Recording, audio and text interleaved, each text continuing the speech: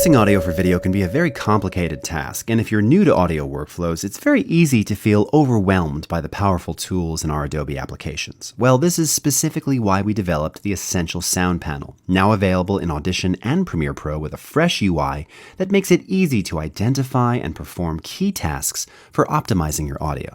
And the way that we've made it easy is simply by dividing the audio that you have in your video projects into 4 specific, commonly encountered types: dialogue, music, sound effects, and ambience.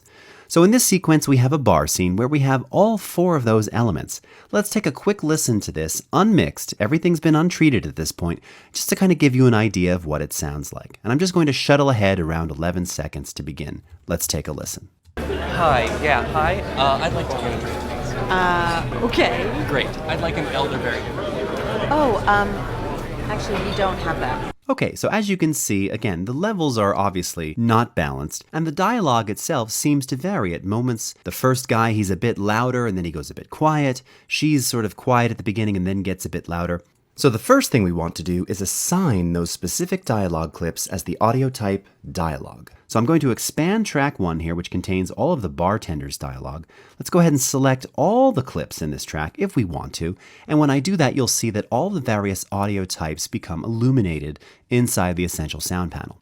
So I'm going to go ahead and click on dialogue. And when I do that, now what it does is it reveals a whole series of effects and filters that you would commonly use to treat and process dialogue when mixing dialogue for video. Now, right at the top of the panel here, you'll see a whole series of presets.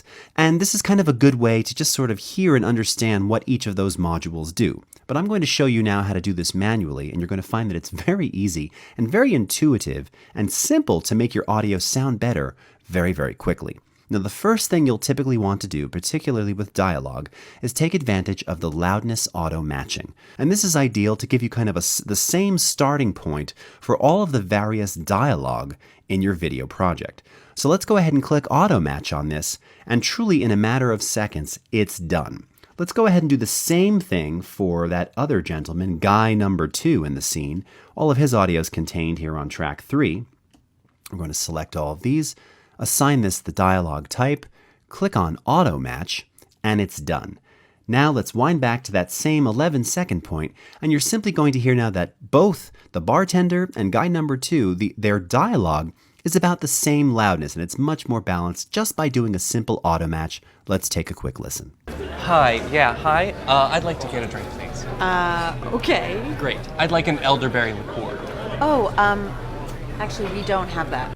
Okay, so again, very quickly, auto match makes everything your dialogue, and you'll find this also for sound effects and ambience and music, the same apparent loudness in a single click. Brilliant.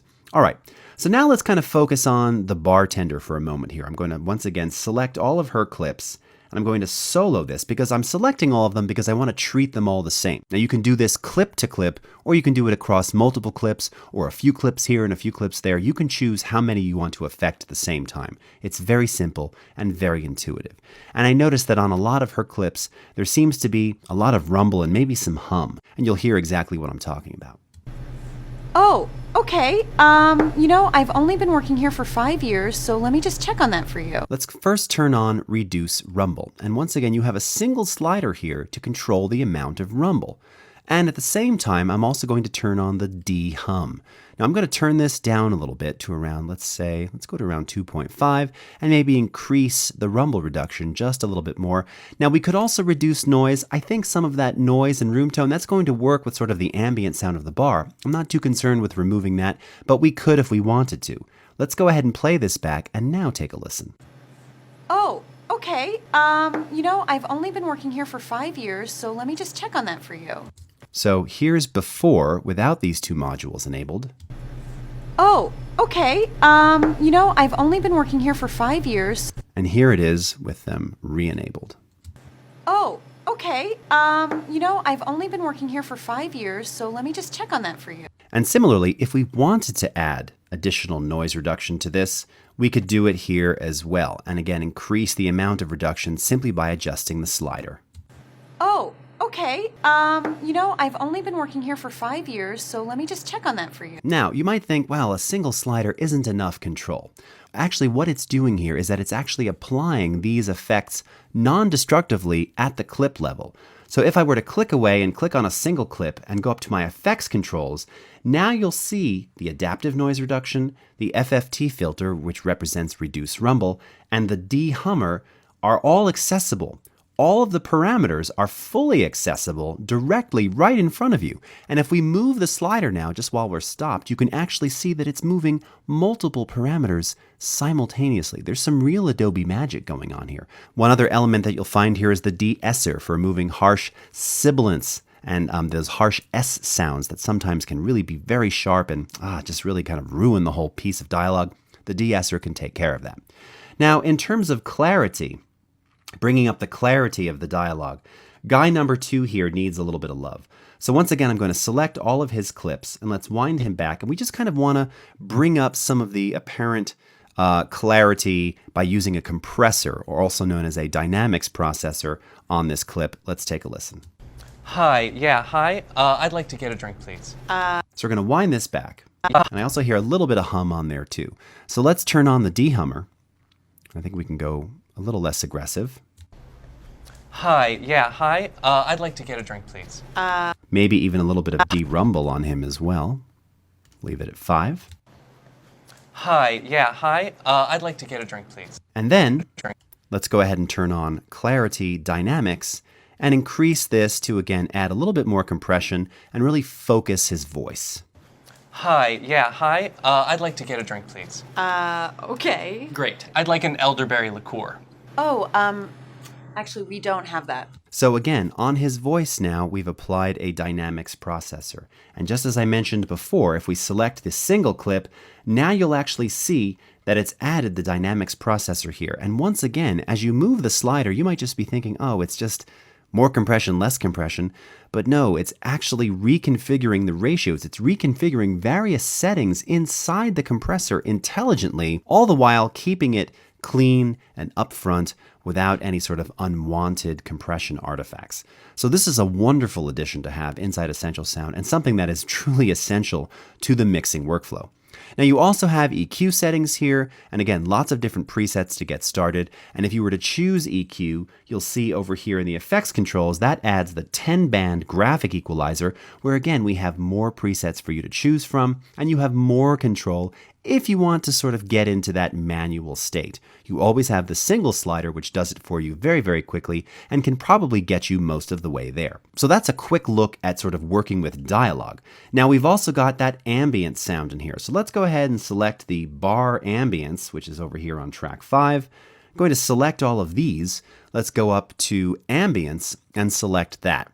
Now, once again, you'll have your auto match setting here, and this is great for any kinds of sound effects or ambience or Foley that you use, because undoubtedly they're always at different loudness levels, and a single click of auto match can match them all to the same apparent loudness. You also have reverb here. Now, what this is going to allow you to do is actually recreate an environment. Now, we don't want to be outside here, but maybe we want this to be in sort of a larger room. This looks like a big bar, and this particular sound effect, it was kind of dry. So let's start with it fully dry, and then I'm going to play back and adjust the room ambience, and you'll see how it starts to just get a little bit bigger, a little bit wider. Let's go ahead and solo this and take a listen.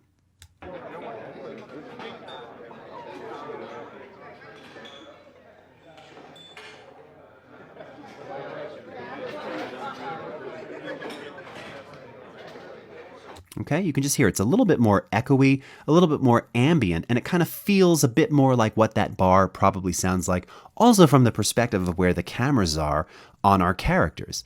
Now, the last thing in here is stereo width, and this does just that. It just enhances the stereo effect, making that left and right a bit more extreme. Now, you want to be careful with this, but this can really widen up a track and kind of bring it a bit more to life. Let's take a listen again.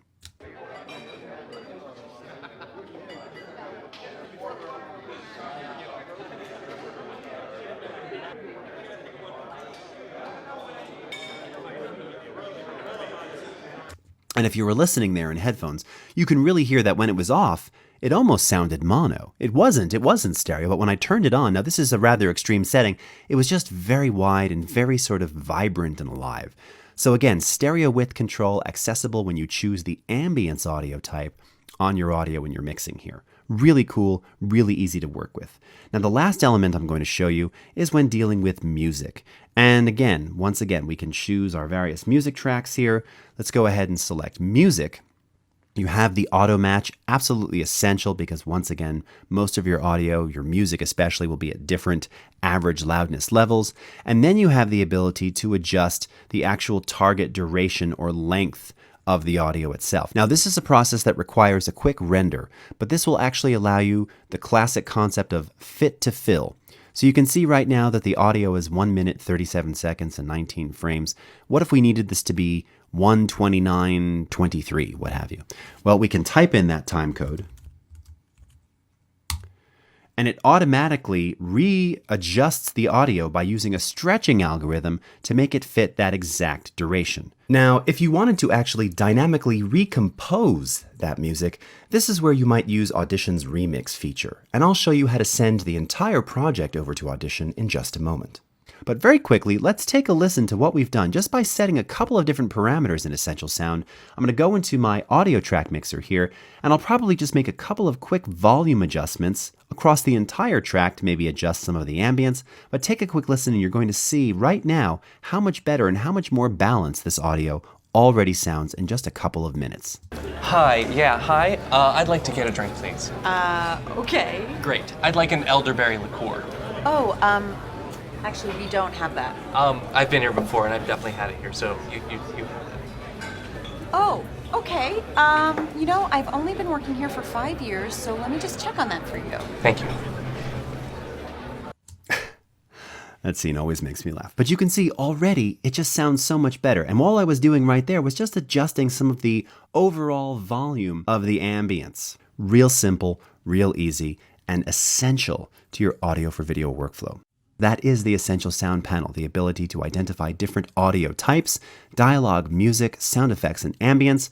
By doing so, we reveal a series of presets as well as different effects and filters that will allow you to easily control and manipulate the sound. Again, with effects and filters specific to those mix types, you can do all of your work here non-destructively. You always have access to the individual effects by going into the effects controls and selecting whatever clip it is that you've applied effects to make changes. And then from the edit menu, if you wanted to complete and finish everything in Adobe Audition, you can simply go Edit, Edit in Adobe Audition Sequence, and this will non-destructively send the entire sequence over to Audition to allow you to continue finishing there and actually export directly through Media Encoder. The Essential Sound panel in Audition and Premiere Pro is something everyone who's new to audio should check out. It is truly an essential part of your audio for video workflow.